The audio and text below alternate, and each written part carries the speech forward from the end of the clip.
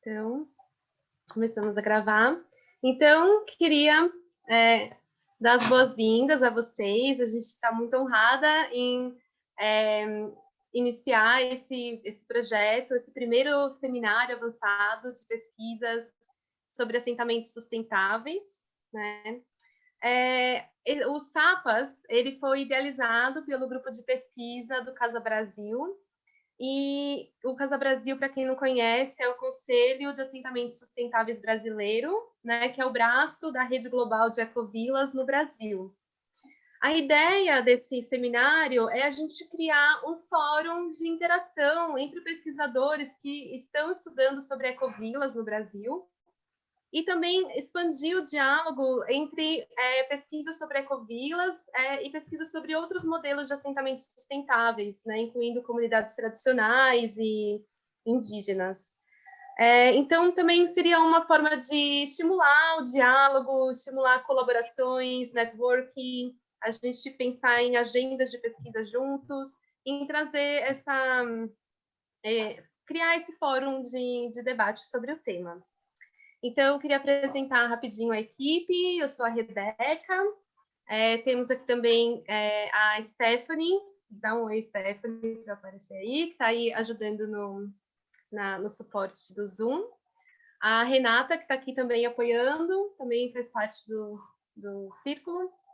A Thaisa, que também é do Círculo. E a Beatriz, que eu queria agradecer a Beatriz, que ela topou ser a primeira a apresentar. Bom, a gente também... queria agradecer também ao Instituto Biorregional do Cerrado, que cedeu o uso do Zoom para a gente fazer esse seminário. Bom, então agora eu vou apresentar a Beatriz Martins Arruda. Ela é graduada em Arquitetura e Urbanismo pela Unicamp. Ela é mestra em Urbanismo pela PUC Campinas e doutoranda em Engenharia Civil na Unicamp, com ênfase em saneamento e ambiente. Hoje ela vai apresentar para a gente parte da sua pesquisa de mestrado sobre o fenômeno das ecovilas no Brasil contemporâneo. E antes dela começar a falar, eu só queria comentar que a gente está aqui num grupo pequeno, mas que temos grande representatividade do Brasil, né? Temos pessoas aqui da Paraíba, Rio Grande do Sul, Rio de Janeiro, Santa Catarina, São Paulo e Goiás. Então, celebrar aí essa conexão hoje aqui.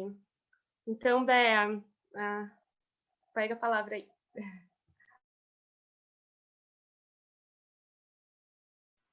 Então, agora eu vou compartilhar minha tela. Quando eu estou de lado aqui, é porque eu estou olhando a outra tela. Não é porque eu estou conversando com outra pessoa, não. Vamos compartilhar aqui. Vocês estão me enxergando? Sim.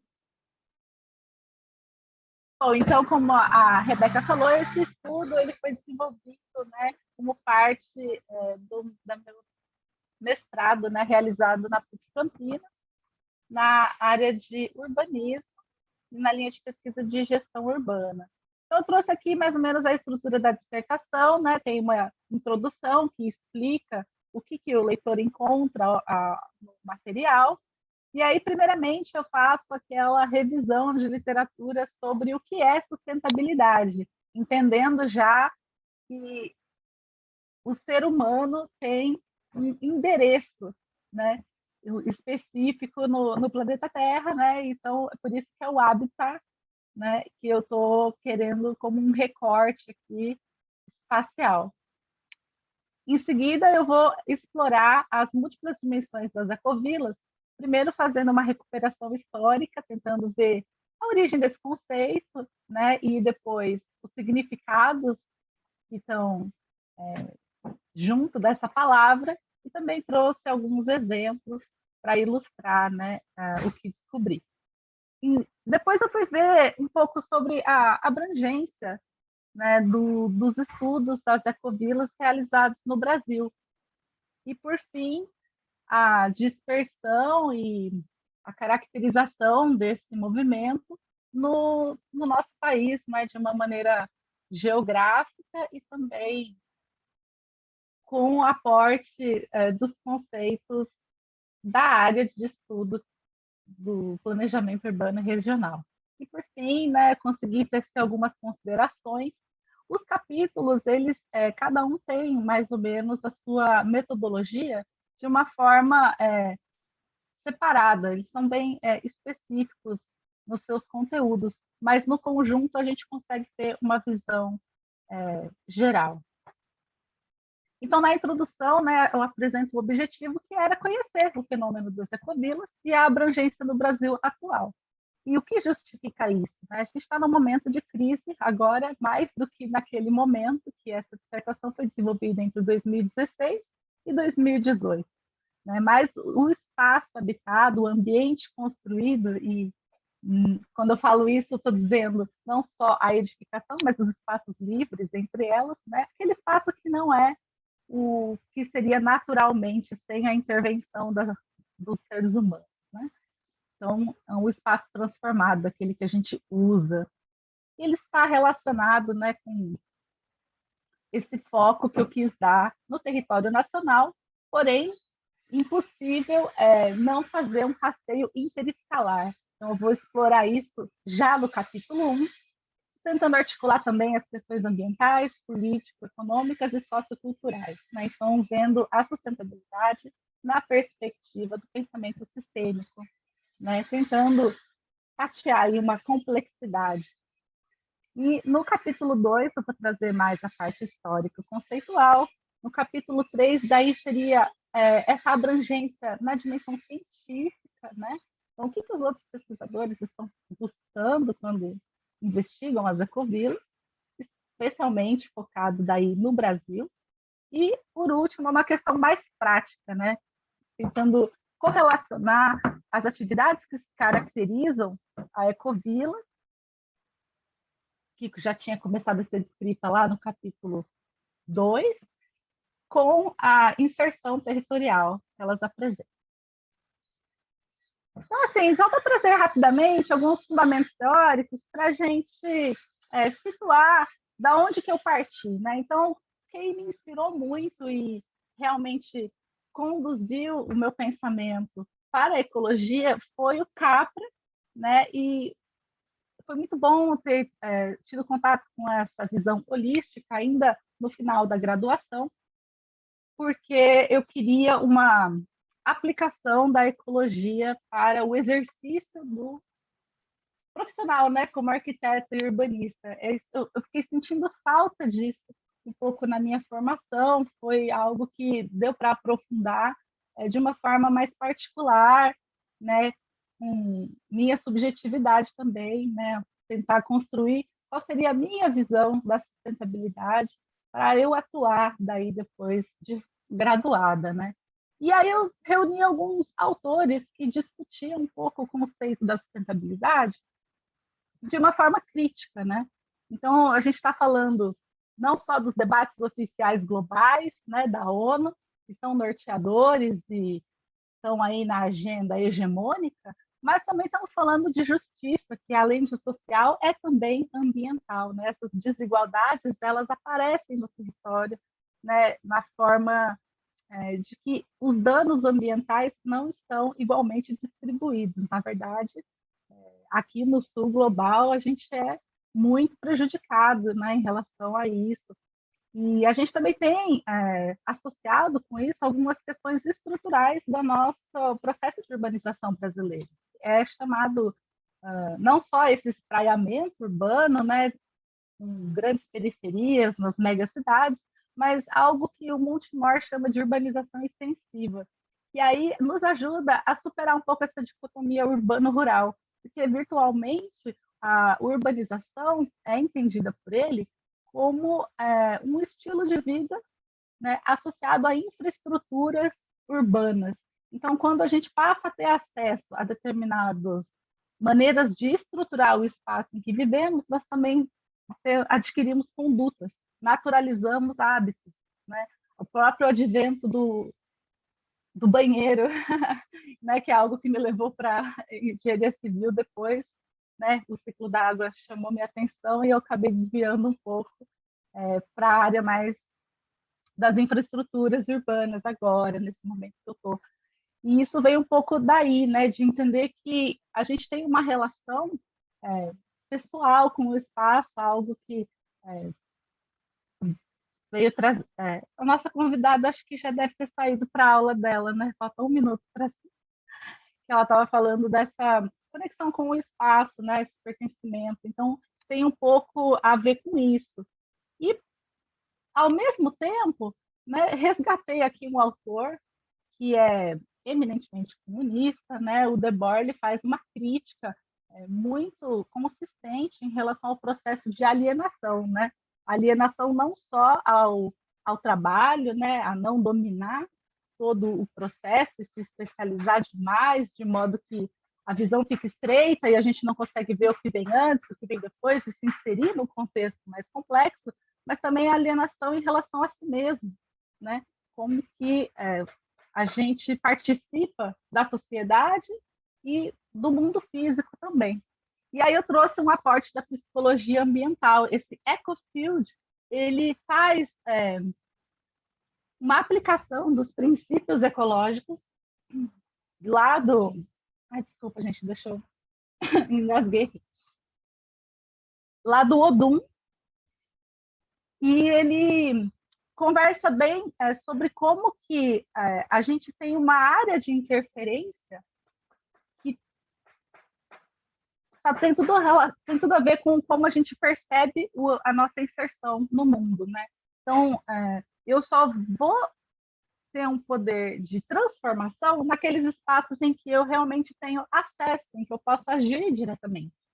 Né? No caso do Ecofield, se eu desconheço um lugar porque eu nunca estive nele, então dificilmente eu vou poder perceber que algo que eu faça tem uma interferência indireta.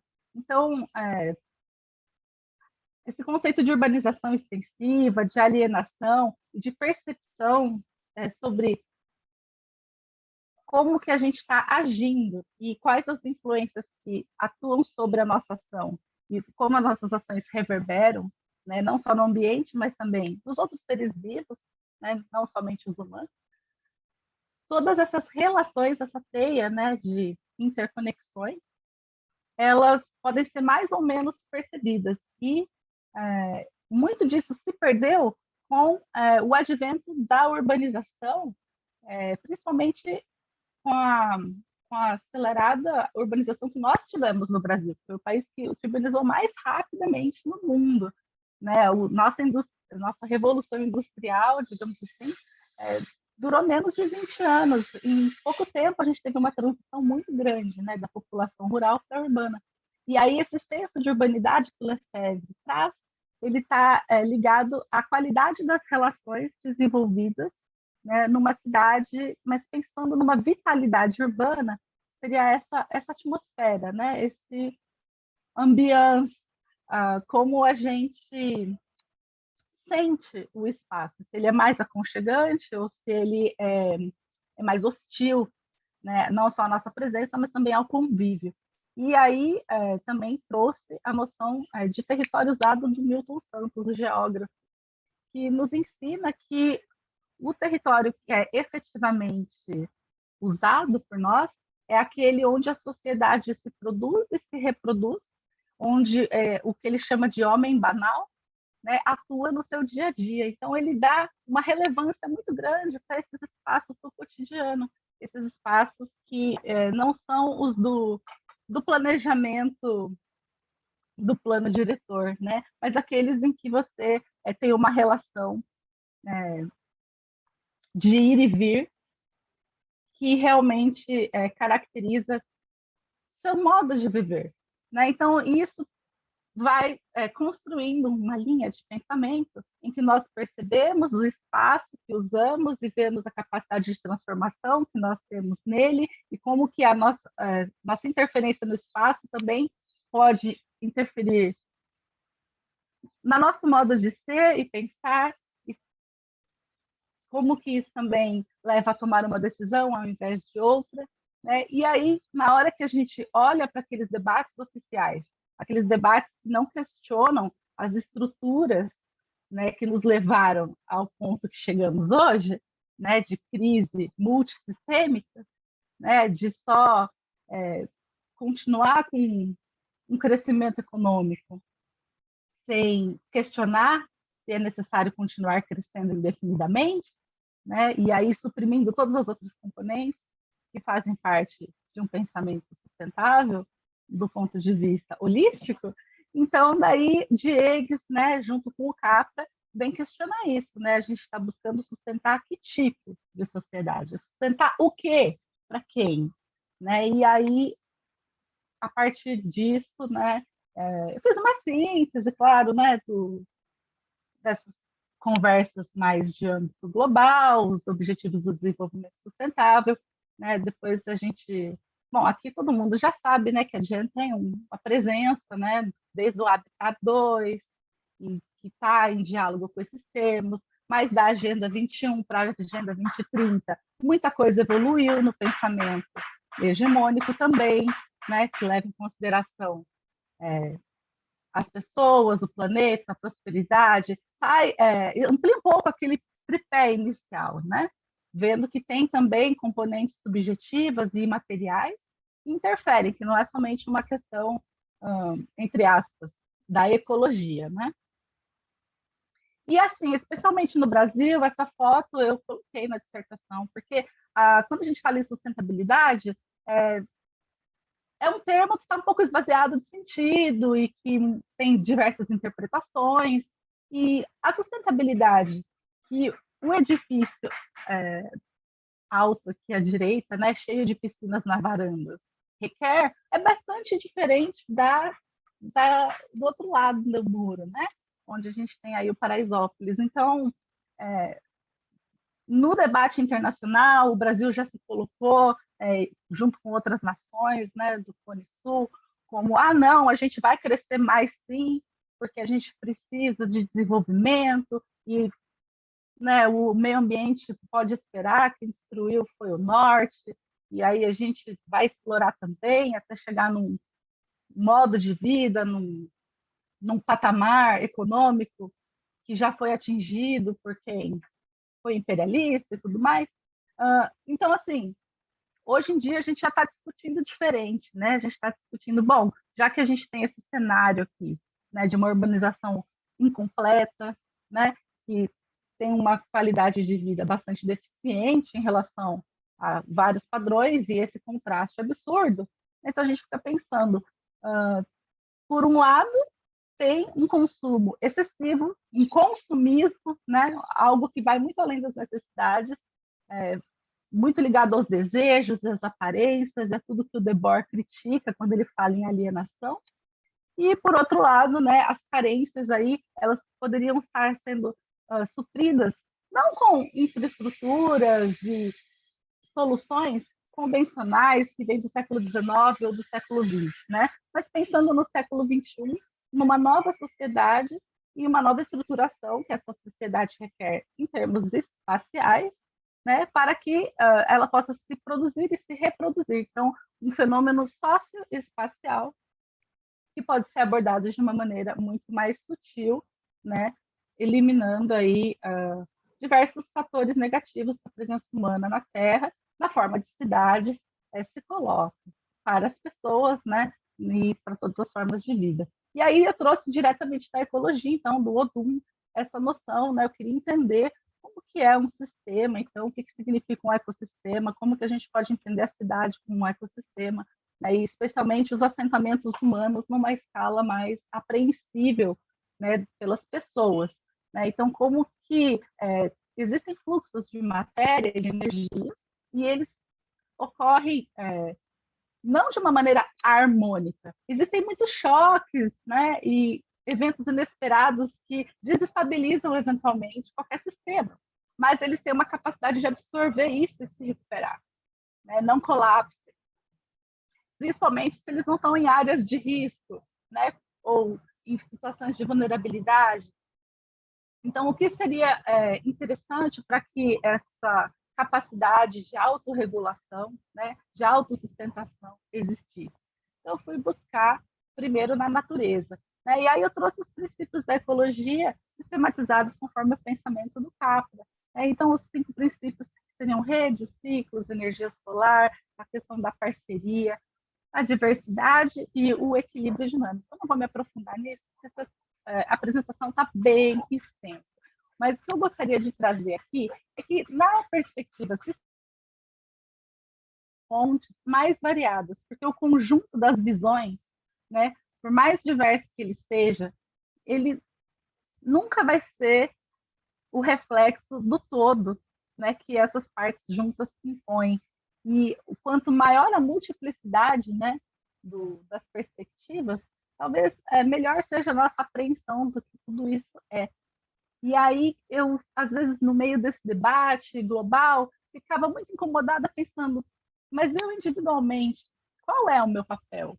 Né? E profissionalmente, o que eu posso fazer por uma sociedade sustentável? Né? Que aí ocupe uma cidade também de forma sustentável e construa e adapte, enfim. Né? A cidade influencia a sociedade constrói essa cidade. Como? Então, eu fui ver o que era interessante, como poderia ser proativo em relação a isso. E tem atitudes pró-ambientais, mas elas dependem o quê? De superar certas crenças limitantes, certas alienações, né? Certas ilusões que não são vendidas e a gente compra como verdade. Então, quando a gente amplia, né, para além do nosso uso ali momentâneo de alguma coisa, sai, né, do pensamento linear, newtoniano, cartesiano, essas palavrinhas sempre aparecem, né, para caracterizar a transição paradigmática. Obrigado, Thomas Kuhn. O consumo consciente daí ele começa a ser possível, né? E uma das formas de fazer isso é fazendo por si mesmo. Então tem um movimento aí associado que é o faça você mesmo.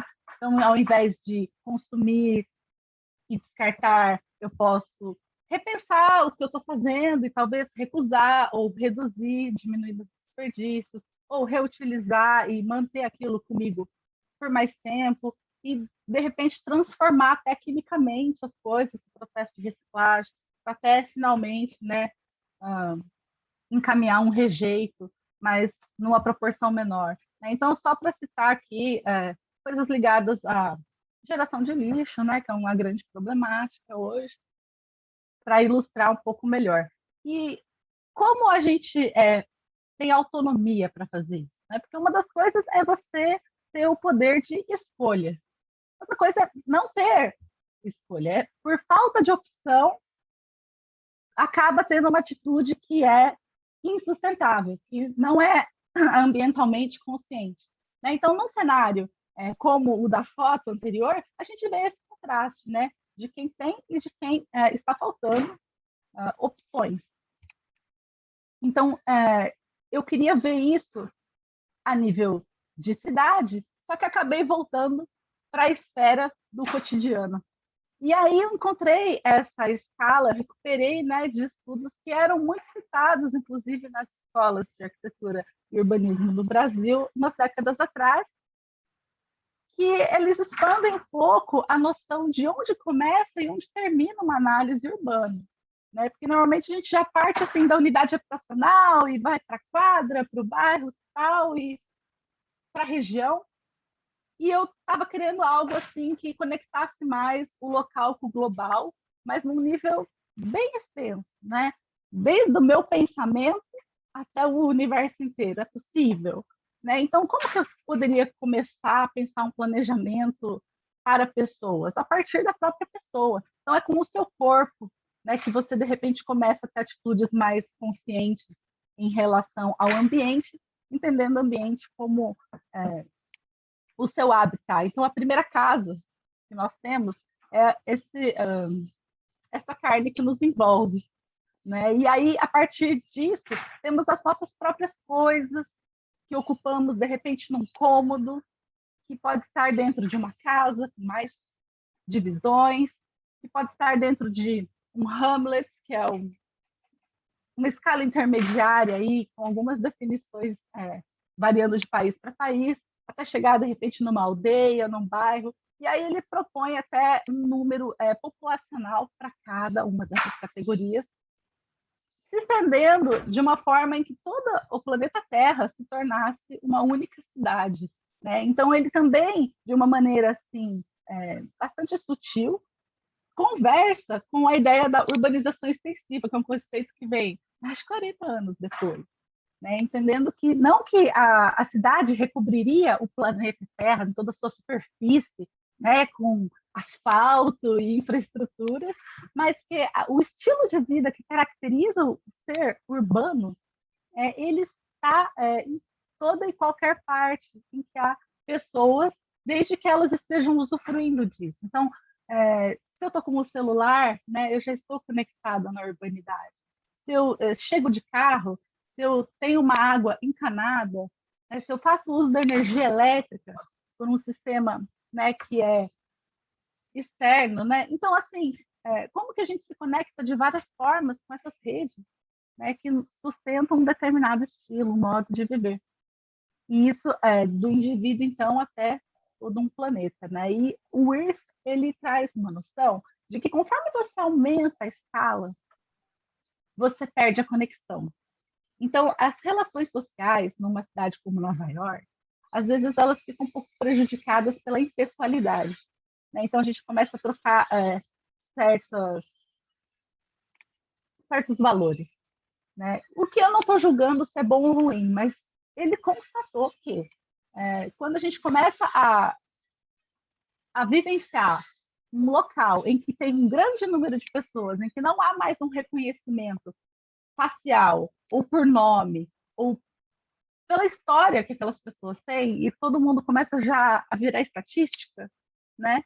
Ou talvez você more num edifício e não conheça nem o seu vizinho, né? Então, esse tipo de relação mais fria, inclusive nas trocas comerciais, né? Porque no processo de perda de urbanidade, conforme descrito por Lefebvre, nós deixamos de ser cidadãos para ser consumidores, né? E aí, na alienação, a gente começa a se identificar e se colocar no mundo para os outros a partir das coisas que nos rodeiam e que nos enfeitam. Então, assim, as nossas escolhas de consumo, elas dizem muito, né? Elas comunicam para a sociedade em que pé nós estamos dentro dessa sociedade. Quem nós somos, ou queremos ser, ou aparentamos ser, né? Será que é realmente quem é, ou o que parece? É o que importa mais. Então, nesse debate, né, a gente vê que as relações sociais podem acabar ficando mais superficiais e rápidas, né, e menos pessoais, num nível que já, se tivesse mais focado na outra parte, na parte amarelinha da escala, que, né, acho que a gente está dando invertido, mas talvez aí não fosse tão frio, né? E aí, por isso que a gente entra agora na parte da dimensão das ecovilas mais conceitual, histórica e com exemplos. Então, Bea, assim, só para te avisar que você já usou 22 minutos, tá? Só para... certo. Essa parte mais conceitual, eu até vou passar rapidamente, porque eu acho que isso talvez não seja muito novidade para o grupo que está aqui, já que já estudam ecovilas e tudo mais. Mas como não sabia se a parte de autores ligados ao urbanismo e tudo eram conhecidos, né, e como que a parte ecológica estava se inserindo, né, nessa conversa, eu quis me demorar um pouco mais naquilo. Espero que não esteja sendo muito monótono. Então, aqui eu tenho, né, elencado alguns tópicos, né, que foi por onde que eu fui buscar. Então, busquei não só nos materiais providenciados pelo próprio Movimento Global de Ecovilas, né, mas também no dicionário. Eu fui ver também em autores, né, que fazem parte do movimento, mas que têm seus próprios escritos, de onde que veio, né, essas inspirações para o estilo de vida mais sutil no planeta, né? E também fui na geografia.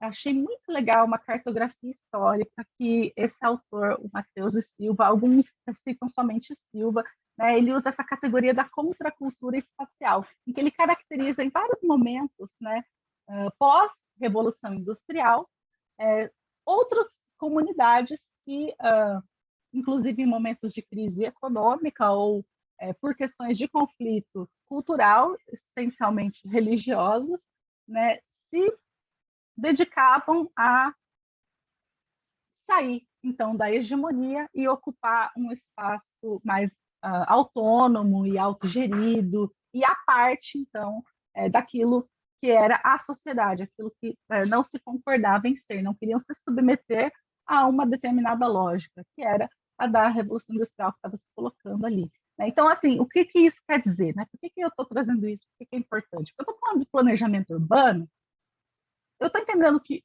vai ser urbanização aquilo que existe após a industrialização. Antes disso, o que existia era uma urbanidade, era uma vitalidade urbana, eram relações que se davam na cidade, o lugar onde tem uma concentração de pessoas numa certa densidade e diversidade que permite que hajam trocas, que permite que haja a cultura, que haja a emergência do que é diverso. Né? Mas, no caso da urbanização, tudo isso está condicionado por uma certa estruturação espacial a partir de muitas infraestruturas. E isso que acabou me levando para a engenharia civil, porque eu acho que as infraestruturas de saneamento foram determinantes para definir a cidade que a gente vive hoje, né? Que elas realmente estruturam a nossa vida de uma forma muito basal. E como que a gente pode se relacionar com isso? Né, fica para os próximos capítulos aí das pesquisas. Mas tudo isso começou aqui, né, quando eu percebi que houve essa ruptura, né, de a cidade ela já existe há milhares de anos, porém a cidade urbano-industrial, né, é onde que vai ter a necessidade de se pensar em sustentabilidade. Porque até aquele momento, por mais que se fizesse a exploração, a natureza conseguia, de certa forma, absorver. Com o advento da cidade industrial, não. O saneamento veio justamente para quê? Para resolver a questão de como vamos viver num número tão grande de pessoas, pressionando tanto o nosso meio ambiente. Né? E aí precisando lidar com uma variedade de doenças e tudo mais, para que fosse possível, então, a reprodução social na lógica das fábricas, né? E aí, em contraposição a tudo isso, começou na Dinamarca o quê? Um movimento, agora sim, fazendo um salto temporal enorme, né? De co-housing. Então, essa comunidade co-housing, eu nem sei pronunciar esse nome, né? Porém, ela foi publicada no jornal um convite aberto às pessoas que queriam ter uma vida mais comunitária e que era muito focada na partilha da educação das crianças. Então, assim, com um espírito, né, muito diferente do que vinha sendo colocado com a divisão do trabalho, né, com a mulher no lugar e o homem no outro, e as crianças. Então, assim, não era uma comunidade que estava focada ainda na sustentabilidade, porque isso foi bem nos anos 80, mas já tinha uma coisa que depois, nos estudos, eu fui percebendo que era essencial. Aqui eu trouxe também uma comunidade hippie, inclusive a Janis Joplin, né, fez uma visita aqui em Arembepe, na Bahia, né, no Brasil, né, trazendo um outro perfil de comunidade que também, de certa forma, tinha essa recusa, né, de não participar. E esse aqui de uma forma muito mais radical, né, caracterizando o movimento de sociedades alternativas ou aquarianas que a gente tem aqui no Brasil. E tudo isso está mais bem descrito no texto. Mas o que eu queria dizer? Essa forma de demonstrar que há um grande contraste nas formas, né, que as pessoas vão lidar com esse desconforto que a sociedade urbana industrial traz, né? Seja pela impessoalidade, seja pela pressão sobre a forma de viver e toda essa organização, né, de vida que é própria da cidade, da grande cidade, hoje em dia ainda mais exacerbada, né, nas desigualdades que são inerentes aí. E aí aqui buscando um estilo de vida muito mais conectado com a natureza, muito mais comunitário, muito mais apreensível numa escala humana, né? E voltado um pouco para a atenção em si, né? E no outro. E isso, obviamente, vai refletir um espaço construído que não vai ser idêntico à da cidade do planejamento urbano regional, né? E aí eu trouxe Findhorn, claro, né? Que foi onde o movimento começou a ser gestado de uma forma mais sistematizada, uma coisa que depois acabou sendo levada aí para o mundo, na Conferência da ONU, na Habitat 2, e aí também já ampliando um pouco a noção de sustentabilidade.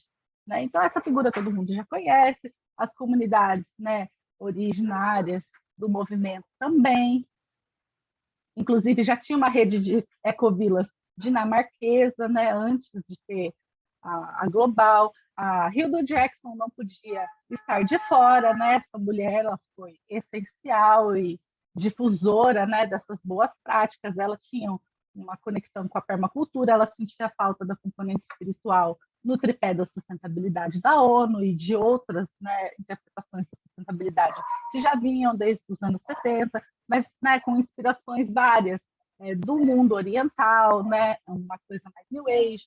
Então, uma abordagem assim bastante holística mesmo, né, em relação a uma sustentabilidade do ser. E aí eu gosto muito de trazer aqui, acho que vai ser num slide um pouco mais para frente, a noção da sustentabilidade que a Karen Lichting, né, encontrou no estudo que ela fez ao redor do mundo. E aí, por isso que agora é hora de mostrar o mapa do mundo, né? Quantas ecovilas que tinham na época que eu estava pesquisando. Então, achei no site da GEM mais de 1.100 registros, né? Eu não considerei todos nas minhas estatísticas, porque alguns não tinham uma localização muito precisa. Mas dá para ver que tem uma proporção, assim, somente 39 entre mais de 1.160, né, registrados na rede naquela época. Isso já faz um tempinho. Mas aí eu fui ver também como é que isso se dividia nos continentes, e não foi uma surpresa ver, né, a predominância no norte global, porque por serem mais desenvolvidos, inclusive da parte do consumo mesmo, né, do urbano e tudo mais, estavam aí sofrendo esses males da civilização urbanizada, né, e buscando alternativas aí para uma outro tipo de inserção no mundo. Quando eu fui buscar na base da FIC, né, que ela é bastante voltada para o próprio continente norte-americano, né, então México, Canadá e Estados Unidos, é claro que houve uma prevalência aí das comunidades nessa região. Então, a gente tem um gráfico bastante diferente, né, em relação ao da Jen. Mas a gente vê que é um número assim, interessante, já tem um material assim, que desperta a nossa curiosidade em termos quantitativos, né, não somente qualitativos, nos permite comparar e ver o que as pessoas estão fazendo. E aí eu dei uma discriminada nisso, né, em relação ao continente americano como um todo, queria situar o Brasil nessa conversa. Né? Então, com mais de 1.200 aí analisados, o Brasil não estava com muita representatividade nessas bases. Eu achei estranho, eu fui ver quais eram essas comunidades que apareciam por ali. E algo que me chamou a atenção é que nessa base de dados, diferente da GEM, eles tinham um critério aí de localização, mas não é uma localização rural-urbano. Ela também tem uma localização relativa, né? Tem uma questão aí que é suburbana. Então, ele fica no meio do caminho, né, entre o que é o urbanizado e o que é a paisagem, né, mais rural, esse rural até meio idílico, né, que a gente tem. E provavelmente moveu muita gente no Back to the Land. Né? E aí a gente foi no dicionário, né, ver o que a ecovila significava, e eu comecei a imaginar que seria uma vila ecológica. Mas daí, assim, a partir de tudo isso que eu fui falando, o que consolidou em mim? Antes de tudo, a ecovila é uma comunidade com uma intenção. Né? Essa intencionalidade, ela é uma componente super importante, e eu trouxe a Juliana Capello aqui como uma das autoras que me ajudou a entender, né, que o que diferencia uma comunidade tradicional de uma intencional, né, de uma que traz, né, o conhecimento tácito, né, que se conforma culturalmente num processo histórico longo, e aquela que não, que se conforma culturalmente a partir de uma ruptura, de uma negação. Não, eu quero algo diferente daquilo que me constituiu até aqui. Eu vou criar algo novo com uma outra comunidade, num outro lugar, com outro senso de pertencimento, com novos valores. Então, assim, realmente é um movimento ativo, né? A comunidade intencional. E essa comunidade, ela às vezes não existe ainda fisicamente, mas ela já existe na forma da conexão que as pessoas criam entre si, nesse grupo, né, que origina uma comunidade. E, no caso, se a intenção dela tiver uma componente explícita e objetiva em relação à ecologia, então a chance dela ser uma ecovila é enorme. E, além disso, o Gilman, quando fez o seu primeiro estudo exploratório, vendo quais são as comunidades que buscavam uma inserção diferenciada nesse sentido, então ele viu alguns padrões, né? E vocês já sabem que são esses aqui, nem preciso repetir. Eu também tentei conectar esses padrões do Gilman com o disco, né, do Gaia Education, para ver como que isso tinha, depois de alguns anos, sido interpretado pelo próprio movimento. Né? E aí que eu trouxe a ideia da Litvin, em que ela chama de consciência, o que a Global Ecovillage chama de visão de mundo, e seria essa quarta componente aí, que ela é cultural, né, digamos assim, alguns autores brasileiros citam dessa forma. Eu gosto muito do termo sustentabilidade íntima, só que é difícil falar que um deles vai ser sustentabilidade, porque se for só uma componente não vai ser sustentável, tem que ser integral, né? Então, além da economia, da ecologia, do social na questão do se colocar como um cidadão, um ser político, né? Não necessariamente no Estado, mas de ter uma voz que é ouvida e representada, né? Nas suas relações interpessoais, também ter a relação consigo mesmo e com o planeta e com algo maior que de repente nos anima, né? Dependendo aí da perspectiva pessoal que se tem e que geralmente é partilhada dentro da comunidade, se ela tem um caráter agregador nesse sentido, né? Então eu vi que era uma estrutura, né, de multidimensões, uma sustentabilidade que eu chamei de 4D. Eu tentei colocar isso de uma forma até mais engenheira do que arquitetônica, tentando buscar uma modelagem, né? Algo flexível que conceitualmente se encaixasse em diversas personalidades que essas comunidades intencionais poderiam ter e que têm, e apresentam já no estudo do Gilman e já nas comunidades originárias do movimento global de ecovilas. Então a gente vê que, embora até os objetivos nas palavras sejam comuns, a maneira como eles se expressam, como as pessoas praticam e vivenciam isso é muito diferente, e tem vários condicionantes, né, que levam a essa diferenciação. Mas olhando assim, na perspectiva da ecologia, estou vendo tudo como um sistema aberto, né, um grande ecossistema composto por sistemas mais específicos que têm relações de fluxos, né, que conectam pontos fixos no espaço. Então, aí eu já fiz uma construção teórico-conceitual em cima do termo da ecovila, mas eu não quis esgotar numa definição ecovila infraestrutura ou comunidade. Eu queria realmente sistematizar uma estrutura em que desse sentido de totalidade, apreensível, né, e moldável aí para diferentes contextos, necessidades. E aí eu fui ver o que as outras pessoas estavam falando sobre o assunto, queria saber se tinha colegas. E aí que vocês pode interromper, só entram. para avisar que já são 5h30, tá? Então a gente já tem que ir fechando, né? Exato. Então agora é uma eu tenho parte uma mais... sugestão, eu tenho uma sugestão, a gente ia fazer os breakout rooms, uma possibilidade, como a gente já teve uma troca inicialmente, antes da apresentação, de repente a Beatriz pode ir até às 5h45, ou às 5h40, melhor, aí a gente tem 15 minutos de perguntas e interação, e 5 minutos para os informes finais, e o que você acha de a gente remodelar dessa forma? Por mim pode ser. Eu acho que eu me excedi aqui, me empolguei, fazia um tempo que eu não estava trabalhando tanto com esses conceitos, estava uma parte mais das tecnologias agora, e foi apaixonante para mim poder falar disso, sabe? Então acho que eu me perdi um pouco no tempo e lamento e me desculpo por isso. Ótimo, vamos continuar. Porém, vamos lá, então, vamos ver, né? Assim, eu busquei algumas bases de dados, olha como é que eu fiz, né? Vamos falar um pouco de método, né? Fiz uma prospecção bibliométrica, fiz critérios de catalogação e análise dos trabalhos. Esse trabalho aqui está sendo muito importante para o caso, eu estou continuando a desenvolver ele aqui, inclusive para mapear quem são os pesquisadores que poderiam integrar uma rede nacional de estudiosos de ecovilas dentro do Brasil. né? E aqui foi onde eu percebi que essa conexão era necessária. Então, não fui na Scopus, não fui na Web of Science a princípio, fui ver o que estava em português mesmo.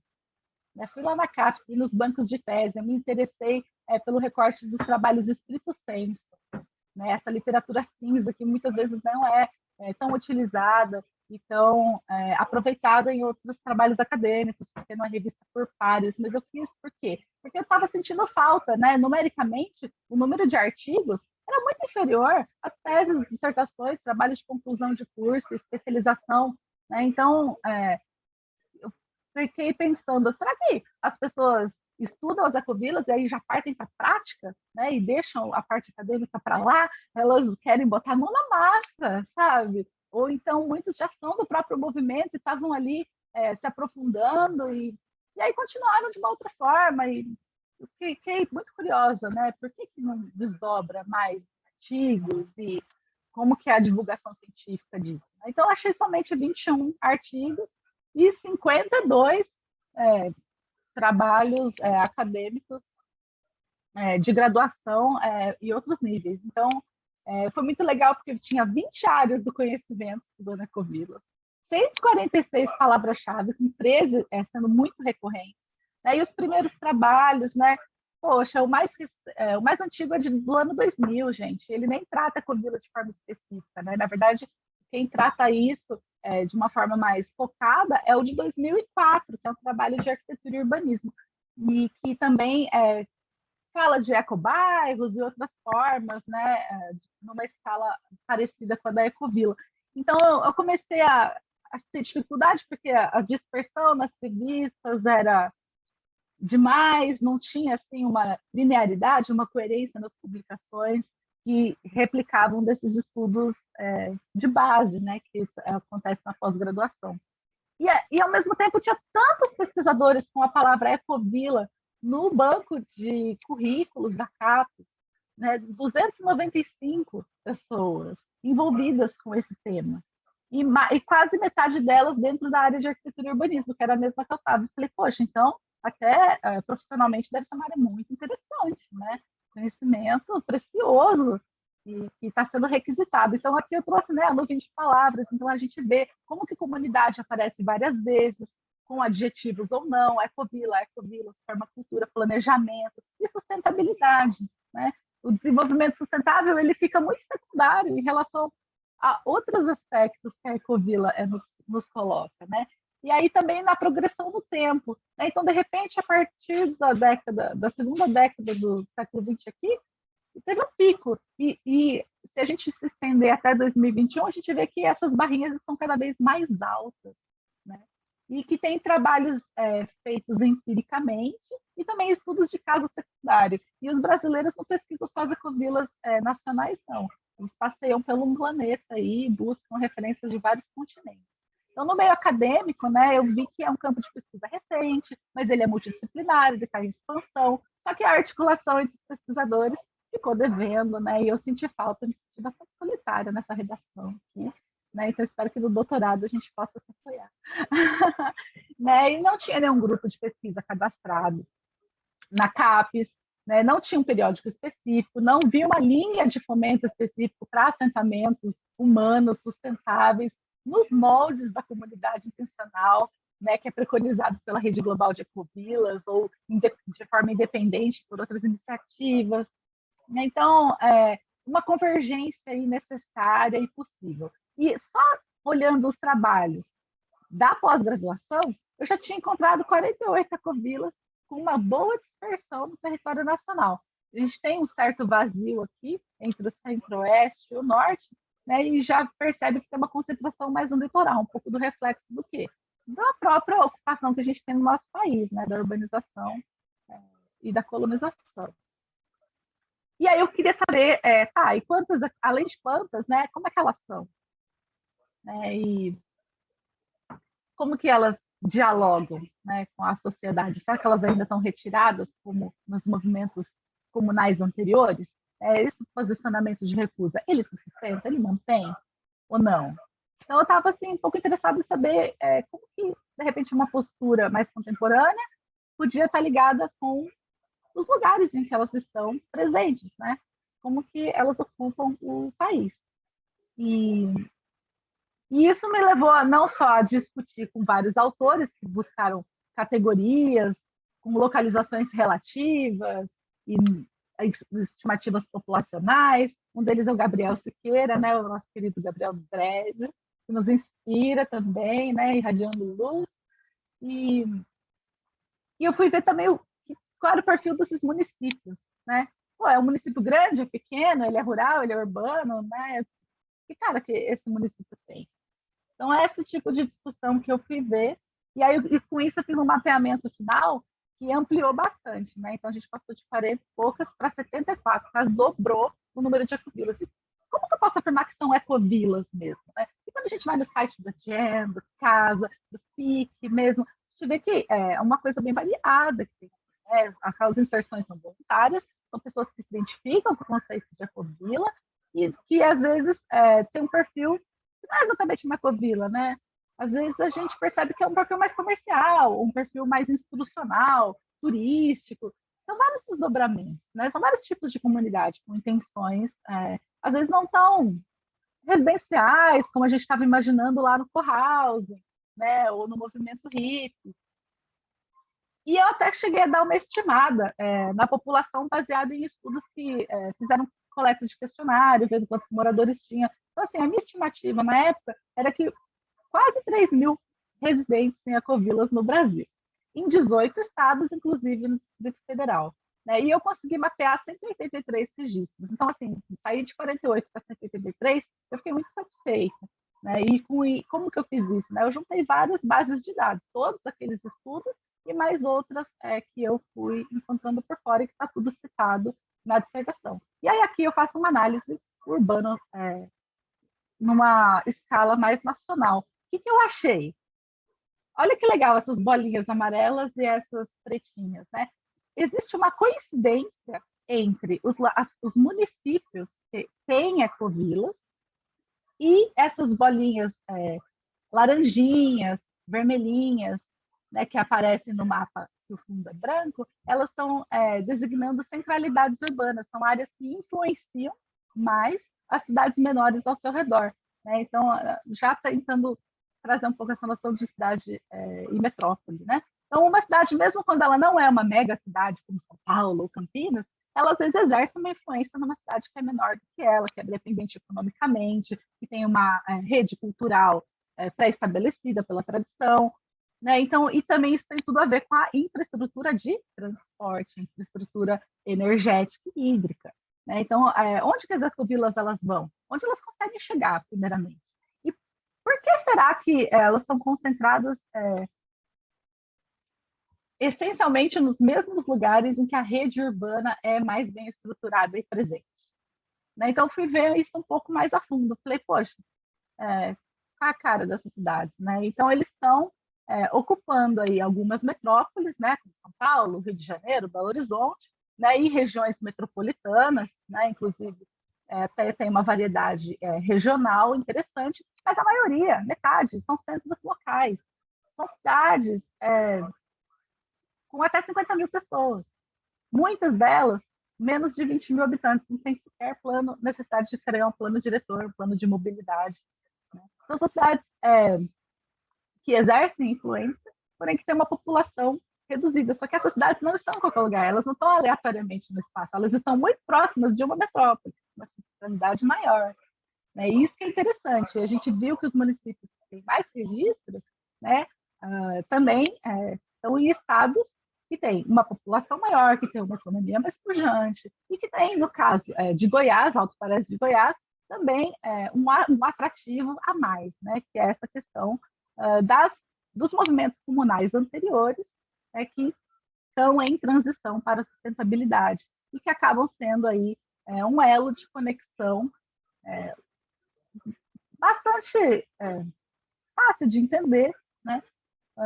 Assim como São Tomé das Letras, né, em Minas Gerais. Então, acaba sendo esses locais mais adeptos, né, do holismo, do pensamento sistêmico, das terapias alternativas, do modo diferente de viver e que conversa muito bem com o senso de comunidade que as ecovilas buscam construir.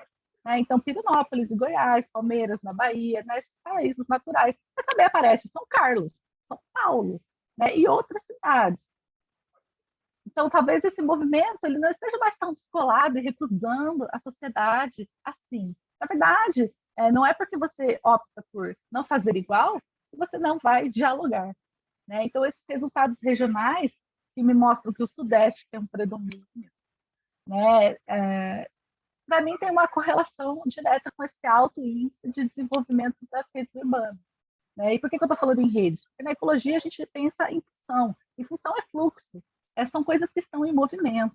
Né? Então a gente vai olhar para as relações que são estabelecidas entre as ecovilas e seus arredores, entre os moradores e como que eles se articulam ali na forma de comunidade, entre você mesmo e sua consciência. Né? Então, acho que sempre foco na relação, não tanto no objeto, né? No patrimônio, no ambiente construído, na natureza, manejada ou não. Né? Eu estou interessada nessa outra parte aí, onde as coisas estão circulando, nas conexões. E esses acessos, eles são fundamentais, né?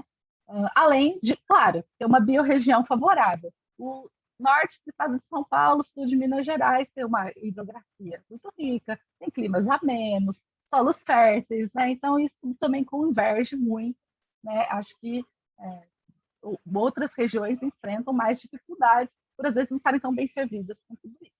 Então vou passar aqui mais rápido os resultados funcionais, porque o que é legal? Na hora que eu vi os critérios que outros autores estabeleceram, eu comecei a discernir o que eu estava encontrando nas minhas bases de dados, né? E somando ali numericamente, aí eu consegui. Tem alguma coisa piscando aqui no chat. Não consigo ler. Eu consegui, assim, idealmente, colocar 2 horizontes, né? Porque a gente não vai sair do convencional se a gente não tiver um ideal. Então, utopicamente, né, o que seria uma ecovila? Né? Seria um espaço de pluriatividades, um espaço da comunidade onde tudo é partilhado, onde o grau de autonomia é muito alto, né? As decisões são autogeridas. Então, tem toda uma questão aí de estrutura societária, né, que subjacente a esse estilo de vida. E enquanto do outro espectro tinha muitas coisas chamadas ecovilas também, e que não eram mais do que uma demão de verde, né? Assim como até uma autora tem um livro com esse nome. Que é aquele espaço monofuncional, geralmente somente residencial, que valoriza o indivíduo, que é dependente em excesso dos sistemas. Né? É um sistema que tudo vem de fora, é a cidade que consome, né? Até o campo pode... Bom, atualmente não, porque como está urbanizado, o campo também não sobrevive sem a cidade, os insumos. Mas, assim, digamos, é muito mais factível imaginar, né, um campo autossustentável do que uma cidade industrial autossustentável. Né? Talvez esse seja o grande desafio, esse balanço, né, a superação dessa separação. E aí aqui eu coloquei bem separado mesmo o que seriam os extremos desse espectro. Né? Então, de um lado, tem uma estrutura totalmente on-grid, né, totalmente conectada com sistemas centralizados de abastecimento e coleta, enquanto o outro não, sistemas descentralizados, não coloquei nem satélites, né? Então, totalmente off-grid, né? De um lado, uma renda, né, que é desenvolvida fora, tem um emprego, né? E o outro não, consigo extrair do meu próprio lugar, né, na minha própria relação com onde eu vivo, é o meu sustento, ou grande parte dele. E aí, por aí vai. Então, a gente vai pendendo para 2 lados, e aí, com isso, eu pude propor. É claro que isso sempre, né, é uma sugestão, é muito delicado, eu não estou querendo rotular a forma de viver de ninguém, mas é só para a gente organizar o nosso pensamento, ver um monte de informação que está dispersa aí, como é que a gente pode sistematizar e aí, de repente, modelar coisas como aquela estrutura conceitual, aquele framework, né, que eu estava imaginando. Então, por causa dessas ambições que a gente tem, eu quero um instrumento que me ajude a planejar o espaço, me ajude a servir essas pessoas, construir um lugar adequado para que manifeste esse estilo de vida. Né? Então, dentro daquele espectro, eu consegui fazer uma categorização, uma proposta de categorização, em que, de um lado, a gente tem o que não é ecovila, mas diz que é, e do outro, o que seria a ecovila plena, né? O ideal a ser atingido, a utopia, né? E tem também aqueles que não tinham informação suficiente, que eu tive que, infelizmente, tirar da conta, né? E aí, entre um e outro, eu percebi que as pessoas têm se inspirado nas boas práticas que as ecovilas têm difundido, né? E que, inclusive, uma das coisas interessantes é essa vontade de multiplicar pelo bom exemplo, né? E aí eu chamei de e-comércios ou ecocentros, né? Depois, as próprias casas, e aí, ou sítios, né, ecológicos. Depois, os condomínios, né, com várias infraestruturas verdes, inclusive algumas muito modernas, né, com soluções baseadas na natureza, fitorremediação, biovaletas, né? Então, várias questões aí de ecoeficiência envolvendo a arquitetura também. Mas tem os institutos, né, de permacultura, que tem uma comunidade que não é de moradores, é uma comunidade de aprendizagem, uma comunidade de prática, né? Então, são outros tipos de comunidades intencionais que se unem num propósito comum, né? E que aí desenvolvem um estilo de vida muito mais sustentável. E as ecovilas funcionais. Nós temos 10 minutos até o final do nosso tempo que a gente tinha proposto. Será que você consegue fechar em 5 para a gente ter um tempinho para os informes? E aí a gente deixar quem quiser sair, sai, quem quiser ficar para as perguntas, fica. Pode ser? Tá certo, obrigada por me avisar. Então, aí aqui eu tinha trazido um pouco discriminado, né, o que cada categoria queria dizer. E eu vou só passar por elas, né? Assim, o que é falso positivo, acho que está bem claro, que com certeza não vai estar expressando nenhum dos tripés da sustentabilidade de maneira integrada, como ela deveria ser, para poder ser assim definida, né? Caracterizar algo como sustentável num assentamento humano, num habitat humano. Na questão do comércio, daí a função de moradia ela não existe, né? Ela não é presente, mas já começa a ter sim o senso de comunidade, inclusive ele é muito importante, né, para a sustentabilidade, inclusive econômica desses negócios. E, inclusive, já praticando formas mais solidárias, né, de trocas, né, uma economia mais justa e colaborativa. E que colabora também para divulgar o conceito e as práticas a ele associadas. As ecocasas ou ecosítios, muitas vezes, elas têm também um propósito comercial, né, principalmente aqueles que fazem produção de gêneros alimentícios, ou ornamentais, ou medicinais. Né? Eles têm, sim, uma função de moradia, geralmente com um núcleo familiar, ou alguns parentes, ou agregar famílias de amigos, né? E o que é muito interessante é que tem uma espécie de turismo que se associa à difusão do que ali é conhecido e que passa a ser também difundido de uma forma mais organizada, né? Não só assim pela visita prática, pela vivência, mas como cursos mesmo, oferecendo aí formações, ainda que cursos livres, mas muitas vezes até coisas mais especializadas, inclusive buscando certificações variadas, explicando como fazer uma certificação orgânica de uma produção, por exemplo. Né? Então, ainda não é ecovila, mas na microescala ela introjeta bem. Aí eu faço já a conexão com aquela escala que eu mostrei lá no primeiro capítulo. Então, sempre estou fazendo essa volta, né, com o que foi demonstrado antes para desenvolver melhor cada categoria depois.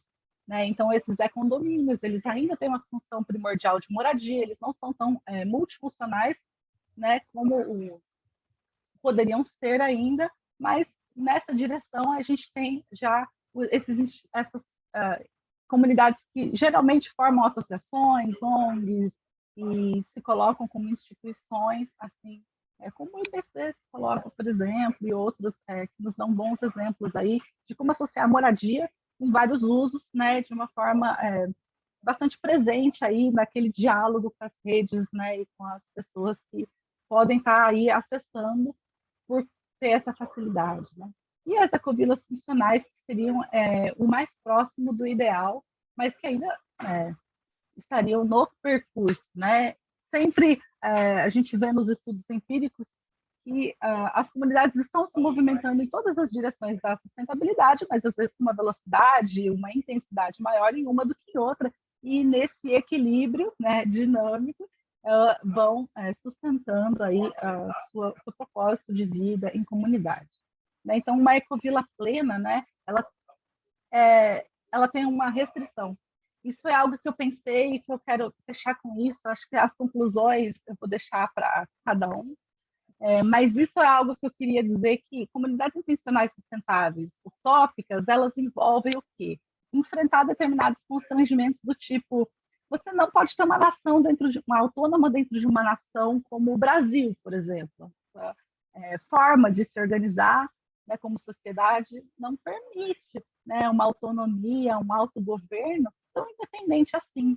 Né? Essa territorialização, né, que descentraliza as infraestruturas, ela é muito mais fácil de aprender e colocar em prática do que fazer isso com as relações de poder, né? Ainda mais nesses municípios menores, onde você tem grandes pressões em relação à posse da terra mesmo. Né?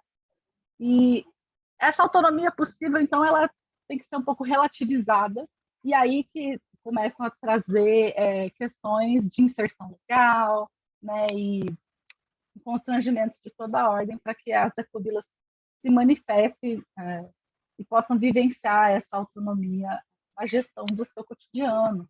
Né? Então, é bastante importante a organização, né, como movimento social, nesse sentido, para que isso possa reivindicar, né, fazer essa reivindicação justa de ser uma comunidade autogerida e sustentável. Aqui eu trouxe a síntese que eu fiz a partir daquele mapa com mais de 180, né, por região e por categoria. Né? Então, a gente chegou em 195 registros, dos quais 73 eram ecovilas. Então, assim, eu acho que esse resultado, ele mostra, embora ele seja um número provavelmente incipiente, se eu refizesse o estudo com o mesmo método hoje, acredito que seria já um número bem maior. Né? Já passou alguns anos. Porém, proporcionalmente, ele nos diz, né, que as ecovilas têm sim uma presença e que elas exercem influência sobre outros tipos de negócio. Então, se vocês quiserem, eu posso até disponibilizar essa apresentação para vocês, se quiserem ver um pouco melhor as conclusões que cheguei, as referências, mas não foi nada, não vou trazer nada de novo no último slide, vai ser só uma síntese, uma recapitulação do que foi dito. Eu agradeço a paciência, a atenção, muito obrigada e espero vê-los novamente. Quero ouvi-los também, trocar ideias. Gratidão, Bea. Muito bacana essa pesquisa. Eu queria aproveitar esses 3 minutinhos antes do final. Quem puder ficar depois para a gente fazer a sessão de perguntas e respostas, a gente vai continuar aqui mais um pouco. Mas antes de quem precisa sair, eu vou colocar um link aqui no chat para quem quiser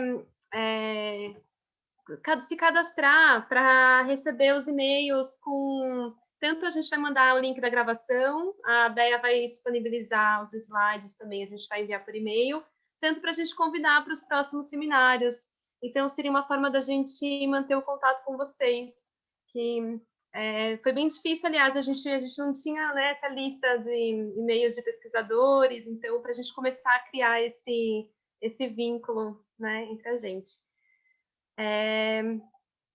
Então, e aí também a gente queria saber de vocês se tem alguém aqui que gostaria de apresentar a sua pesquisa em algum próximo seminário.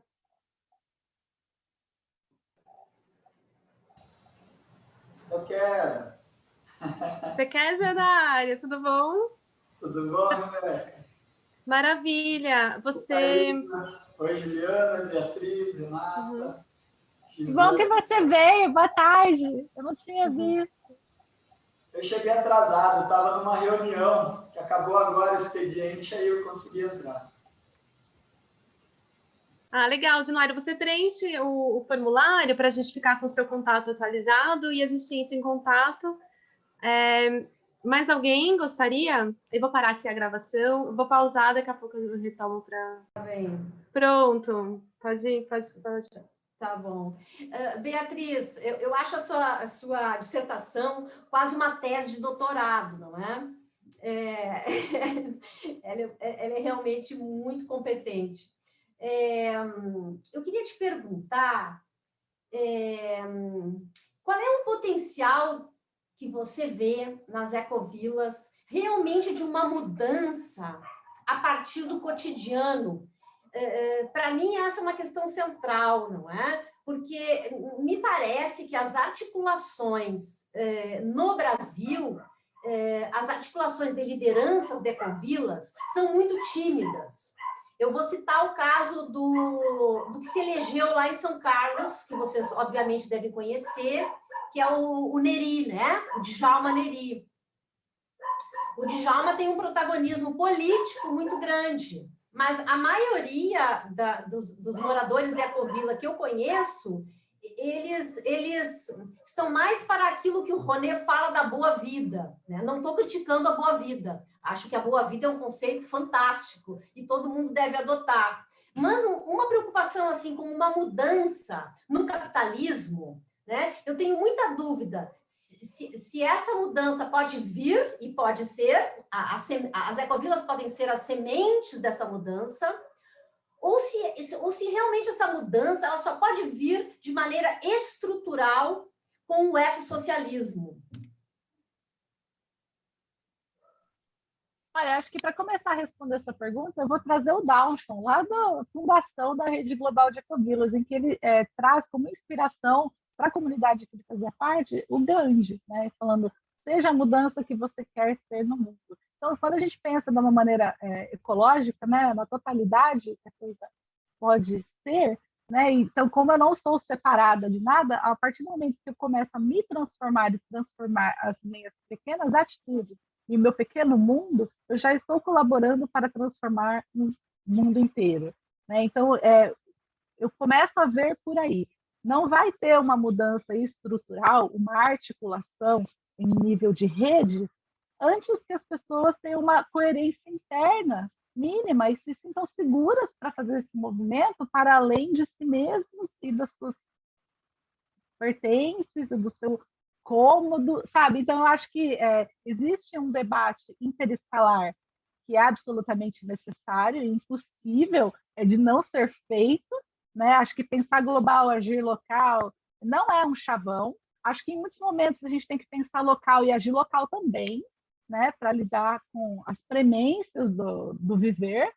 Viver bem é uma condição mínima para que a gente tenha um desenvolvimento humano que nos propicie pensar para além também dos nossos, né, e de nós mesmos, né? Então esse senso também de cidadania ampliado para uma transição societária também encontra uma barreira cultural bastante grande no nosso país em específico. Talvez em outras culturas isso seja um pouco menos desafiador, né? Que a gente tem uma herança aí bastante pesada em relação a grupos que oprimem outros grupos, e essa exploração da terra, a questão fundiária, ela é uma barreira enorme para um desenvolvimento mais democrático das ecovias, né? Então, como o acesso à terra é um impedimento já gigante para que se estruture alguma coisa, então o que a gente vê acontecendo cada vez mais, né? Até com a ideia de permacultura e agroecologia entrando mais dentro da cidade, entrando mais dentro das casas que estão no meio urbano,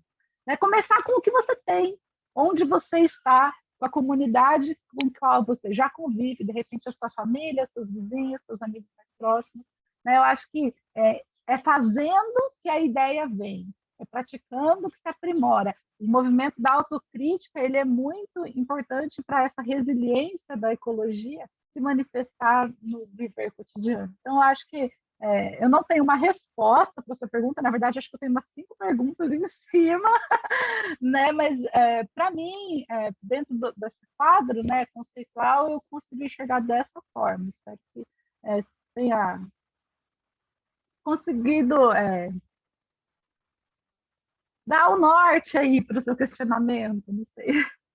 Mas muito obrigada, porque é uma questão que a gente se faz, né? E que o movimento está enfrentando já há décadas também, né?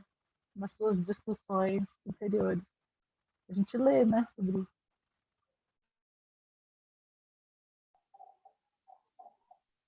Posso falar?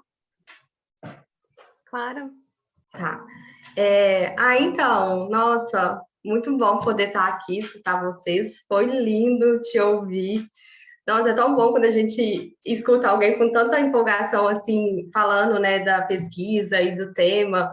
É muito prazeroso. Daria para te escutar mais o resto da noite, tá? O problema foi só o tempo mesmo. Mas, enfim, de qualquer forma, foi muito ótimo. Então, acho que é impossível, né, querer falar de ecovila sem esbarrar na sua dissertação. Então, eu já tinha conhecimento, mas eu queria te perguntar só uma coisa. Ah, tá. E aí eu queria falar que essa categorização eu acho assim o máximo, porque eu acho ela super necessária, né? Porque na hora que você vai trabalhar, você vê que realmente é isso, né? Nem tudo é aquilo que se diz, né? E a questão da ecovila de ser um termo muito amplo e tal, então eu acho muito interessante e necessário, sim. Pelo menos para mim, né, que estou começando agora na pesquisa e tal. E aí eu queria ver o que né, diante disso, porque acaba que é um termo ainda um pouco amplo, que ele não abrange tudo, e acaba que as pessoas que se autodenominam ecovilas, né? Então, como que você acha que... É porque eu acho assim... Ai, desculpa, gente, eu estou dando conta de formular, mas deixa eu tentar de novo. É porque como que elas se autodenominam? Então tá, aí eu me autodenominei ecovila, e daí... Mas na categorização ela não tá como ecovila, assim, sabe? Essa contradição, assim, como que você acha que a gente pode lidar com isso, assim? Aí na minha pesquisa eu tenho percebido também, dos meus métodos é a entrevista, né? Então, eu estou entrando em contato com algumas ecovilas para poder falar e escutar um pouco sobre elas, e muitas também não querem se denominar como ecovila, né? Não querem ter essa amarra, entendendo que, né, algumas questões e tal, mas tudo bem, ainda assim é um projeto lindo e que, né, aborda vários pontos assim de ecovila e tal, e daí também está sendo difícil lidar com isso. Aí minha orientadora já falou que a gente pode arrumar um termo para a gente denominar e tal, mas aí também isso tem pegado um pouco, assim, na minha pesquisa. Enfim, desculpa, aí se você puder comentar um pouco sobre. Eu acho que esse debate ele é fundamental. Quando eu fui fazer a revisão dos trabalhos do senso, né, o que me empolgou bastante era que tinha já uma massa crítica aí, refletindo sobre os múltiplos significados que esse termo tem e como que as pessoas se apropriam dele, né? E por isso que o senso de comunidade ele é central nessa ideia, né? Porque você se identifica com isso, você se sente parte, né? Participante no sentido de pertencimento mesmo, né? E isso, para mim, que vem do campo da arquitetura, do urbanismo, é essencial para entender como que as pessoas manifestam essa vontade de ser uma coisa ou outra na materialização dos seus espaços. E assim, quando a gente fala numa transição societária maior, no sentido das ecovilas, será que é missão das ecovilas fazer a transição estrutural da sociedade capitalista? Ou será que primeiro a gente tem que se curar de vários males que estão acumulados historicamente em todo esse processo de industrialização que nos atropela e que nos constrói, que nos fez chegar até aqui e de repente recusar algo, né? Mas uma das coisas que eu percebo que é muito difícil nas comunidades é que assim, toda essa empolgação que eu tenho para falar também existe na hora de formar a comunidade, de construir, de comprar a terra. E aí a mudança quer ser feita toda de uma vez. Então, você tem 3, 4 décadas de condicionamentos acumulados e quer, em 2, 3 anos, ser uma sociedade sustentável, autogerida, autossuficiente. Quer dizer, é uma mudança que acontece um dia de cada vez. Né? Então, é difícil você fazer uma transição integral de uma forma equilibrada em todas as pernas e eficaz em todas as direções também, né? Faz parte do aprendizado acertar e errar, avaliar, né? Receber a crítica, mudar de ideia, né? Não tem nada de errado também. Eu estava achando que eu ia ter um negócio e agora acho que eu vou fazer uma coisa mais residencial ou vice-versa, né? E de repente a noção de sustentabilidade, de comunidade, também tem diferentes maturações, né? Então, conforme a vida vai acontecendo, as pessoas também vão lapidando, né? O que era a ideia anterior, que era fazia parte da fundação, do calor daquele momento, que uniu o grupo, que tinha um propósito, uma visão, e aí passa um tempo, os filhos crescem, as necessidades mudam, e as pressões externas ou interiores, né, e imprevistos diversos vão estar interferindo nisso. Então, acho que a necessidade de se definir, ela é mais acadêmica, talvez, do que prática, né? É porque a gente precisa do método para conseguir organizar o nosso pensamento e propor algo que realmente possa ser colocado em prática de novo e testado e, né, experimentado. E é legal que nas ecovilas, assim, até por ser um conceito importado, né, que veio em inglês, em dinamarquês, então quem que trouxe essa ideia? Né? É um acesso ao conhecimento que é bastante de nicho mesmo, né? E que para se difundir ele precisa de uma certa tradução, ele precisa de uma compatibilização com a nossa maneira de viver aqui, com a nossa cultura, com as nossas, né, aspirações, que podem ser muito diferentes, como no contraste da foto ali, né? Não tão extremo, nem sempre, né, tão extremo, mas esses extremos, eles existem. Então, eu quis repetir na minha proposta teórico-conceitual para definir alguma coisa, para me ajudar a entender o que eu estava vendo ali no mapa, né? É uma sombra, tá, gente? A partir do que eu tinha encontrado na inspiração que me fez construir uma ideia do que seria uma sustentabilidade e qual sustentabilidade diferentes perfis sociais estariam buscando ou precisando, né, ou seriam compatíveis. Então, acho que no caminho, né, de se transformar e fazer isso com o suporte de uma comunidade, o mais importante, eu acho que é essa coesão do grupo, né? É muito difícil você ser sustentável sozinho. O ser humano ele é um ser social, que nos diferencia das outras formas de vida, né, dos outros organismos vivos, é que nós temos essa capacidade de produzir cultura, de contar histórias, de projetar coisas que não existem, né? Pensar um futuro.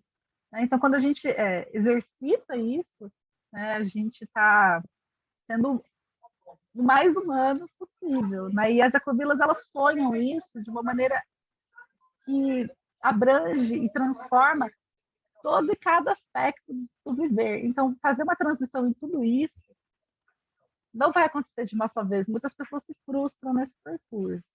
As expectativas, às vezes, são muito altas e não realistas. E eu tenho lido sobre isso, né, nos relatos coletados em primeira mão. Né? Por mais que eu tenha me focado um pouco mais em como que isso vira ambiente construído, né, e não tanto na motivação, mas sem entender que tem uma motivação, você não entende as mudanças que as pessoas buscam nesses ambientes que elas constroem, né? E, inclusive, assim, agora eu vou até falar uma coisa mais específica de saneamento. Vou colocar um sistema aqui de fitorremediação, que faz a filtragem na zona de raízes e tudo mais. Só que se você tem uma alimentação, uma maneira de fazer uma higienização das louças sanitárias e tudo mais, que não é compatível com um processo que é biológico, que vai tratar poluentes orgânicos, então aí você vai ter um monte de metal pesado, um monte de coisas que vão ficar ali presas nessas raízes, você vai fazer o quê com aquilo? Aquele sistema, ele não vai estar conseguindo lidar, né, com certas coisas que você está colocando. Então, assim, as ecovilas, elas começam a pensar, muitas delas, a partir dessa alimentação mais saudável, né? Isso é uma transformação interna muito desafiadora, muito grande, né? Ela não lida só com questões nutricionais e de saúde, ela lida com questões assim emocionais, questões, né, minha família era assim, eu aprendi isso, eu sou desse lugar, né? São questões que são muito pessoais, definitivas, né? A gente sempre quebra a definição, né? Eu sou essa pessoa que come isso, né? Então, assim, quando eu vou lá buscar o indivíduo para pensar uma cidade, agora eu estou indo no saneamento, o sistema não começa no ralo da torneira, ele começa na minha boca, né? Então, o sistema que eu vou usar para fazer um tratamento ali, de água cinza, por exemplo, pô, não é qualquer sabão que eu posso colocar, né? Então, é uma mudança de hábito também, que necessita de uma visão mais ampla, né? Mais ecológica, uma lógica mais circular daí, né? Manter isso nessa harmonia. Então, não sei, né? Acho que eu acabei desviando em certos momentos do assunto, mas é que como tudo está conectado com tudo, né? Às vezes a gente não consegue ficar na mesma meada. Mas espero aí que isso também desperte outras perguntas, outros questionamentos em vocês. Ok, a gente tem espaço para mais uma ou duas perguntas.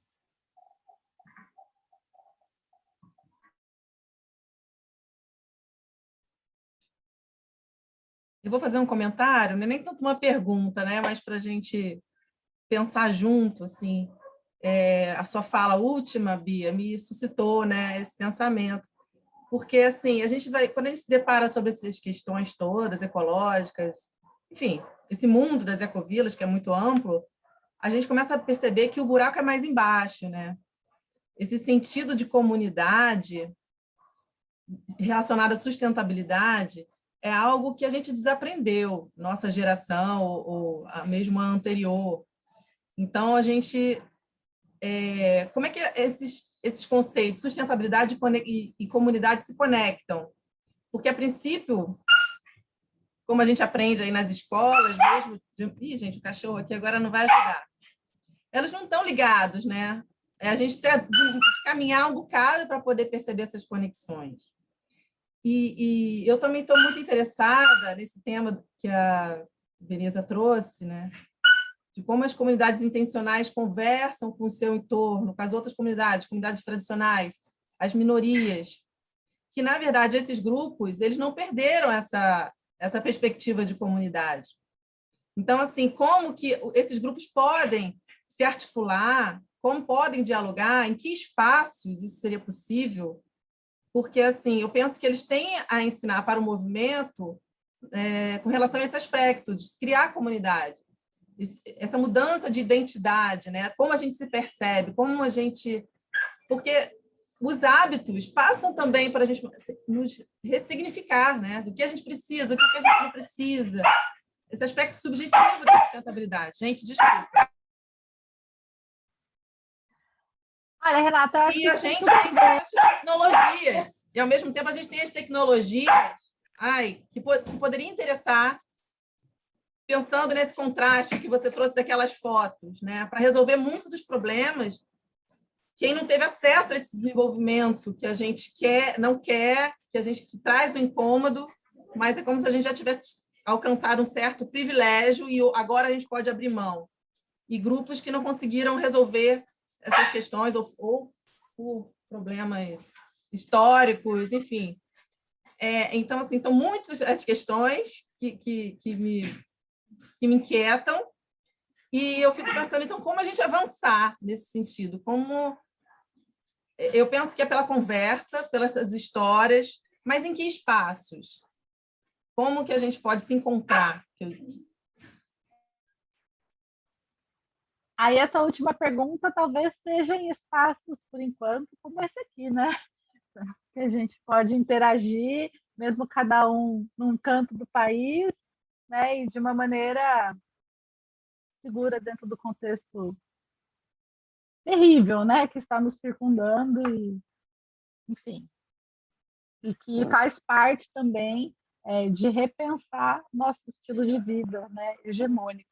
Eu acho que a questão da tecnologia que você trouxe, ela tem tudo a ver com esse senso de comunidade que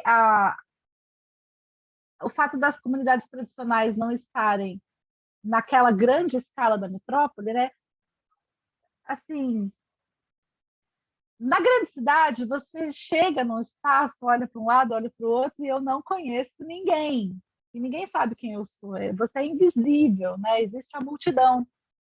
Na comunidade, não. Todos se conhecem e se reconhecem, e conhecem a sua árvore genealógica toda, inclusive, né? E até tem uma perspectiva sobre quem e o que você virá a ser. Então, assim, é um outro tipo de ambiente, né? Um outro tipo de acolhimento que se tem entre as pessoas que estão ao redor. E eu acho que esse suporte ele é muito importante na hora de lidar com a tecnologia, porque não é questão tecnológica resolver uma estrutura, um saneamento, uma forma de produzir alimento. O cerne da questão é a gestão da tecnologia, como as pessoas fazem os acordos para que essas opções tecnológicas sejam compatíveis com o lugar, e entendendo o lugar não só como um espaço físico, mas esse espaço cultural, social, político ocupado, né, por seres que animam esse espaço físico, que concebem significados e memórias, né, e tem uma relação, então, de pertencimento. Né? O que acontece na cidade grande também, que as infraestruturas criam toda essa impessoalidade, é que não é mais problema seu a partir do momento que você põe da porta para fora, que você aciona uma descarga, em que, né, você apagou a luz. E quando você domina todo o processo, quando você não está alienado do começo do fim, está com todas as partes ali planejadas e autogeridas, então é uma relação completamente diferente. Agora, como isso acontece de uma maneira não conflituosa, eficiente, financeiramente viável, justa, então daí são muitas negociações e aprendizados, né? Então, acho que, sim, as comunidades tradicionais, elas, quando decidem, quando se interessam, né, pela ecovila como uma inspiração para fazer uma transição, me parece que eles estão muito adiantados em relação a certos assuntos, quando comparados com pessoas que são urbanoides, digamos assim, né, são seres que estão recusando a, a, a falta de comunidade. Né? Então, acho que, de repente, o contraste, aí, os desafios são muito diferentes, mas provavelmente essa noção de solidão, né, de abandono, a depressão, né, está ligada a grandes centros urbanos, já tenha sido, não seja uma questão, né, de fato. Talvez outras concertações dentro da comunidade possam se aprimorar com novos conhecimentos, né, com as trocas, mas não a questão de ser comunidade, né? Então, é o que me parece e eu acho muito interessante isso, porque num grupo de suporte, a gente se sente mais seguro para experimentar, né, e ter um espaço acolhedor em que o erro ele não é punitivo, né? Ele pode ser só um processo dentro de uma grande evolução, né? Não tem fim. Na verdade, assim, a coerência, né, que se busca quando o estilo de vida, né, é inspirado pelas ecovilas, parece que a partir do momento que se decide estar nesse processo, por mais que ele vá e volte, enquanto você está vibrando nele e tentando em prática e vivenciando isso no dia a dia, né, do espírito à materialidade, então a pessoa está inteira ali, né? Então a comunidade ela já existe, né? Esse senso ele é tanto coletivo quanto individual, mas é o conjunto dos individuais que vai formar, né, o coletivo. Então, a partir do momento que eles têm algo que alinha e que faz sentido se manter junto, mais do que só ter nascido em algum lugar, não ser uma relação só de território, né, no sentido físico, mas de ter uma cultura emergente ali, né? E aí a diferença é essa, é uma tradição cultural que continua evoluindo, ou é uma nova cultura que eu estou estabelecendo a partir de um conhecimento que eu adquiri agora? Isso não invalida, não vai fazer mais ou menos ecovila por causa disso. Acho que não, acho que o conceito é flexível o suficiente para abraçar movimentos das duas direções, assim. Eu não gostaria de fazer uma distinção sobre isso, não me sinto confortável, porque eu estou de um lado só, não estou dos dois, né? O outro precisaria ouvir muito mais. Quem sabe a Veneza nos traga aí essa oportunidade. Uhum. Bom, gente, a gente já se estendeu 30 minutos a mais do que o combinado. Eu sinto que é um diálogo muito rico, a gente tem muito que trocar, né? Também estou super curiosa para ouvir mais sobre esse trabalho da Veneza, espero que ela possa vir aqui compartilhar com a gente mais para frente. E a gente termina com esse gostinho de quero mais, né? Então é sempre bom terminar assim, né? E aí a gente entra em contato com vocês, né? Não esqueçam de preencher ali o formulário para a gente ficar com o e-mail de vocês. E no próximo mês, provavelmente, a gente faz a segunda edição. Então, eu queria agradecer a todos, agradecer a Déia por compartilhar sua pesquisa, agradecer a Stephanie e Renata pelo apoio, e a todos vocês por estarem aqui presentes. E é isso, tenham uma boa noite e até a próxima. Muitíssimo obrigada por terem ficado comigo até aqui. Me empolguei, mas espero que a gente se reveja. Eu quero ouvir mais de vocês nas próximas. Não esperem ter um trabalho concluído para trazer, não. Traga as perguntas também. Obrigada, boa noite. Prazer a todos. Obrigada, gente. Uma boa noite. Tchau, pessoal. Obrigada. Obrigada, Bia.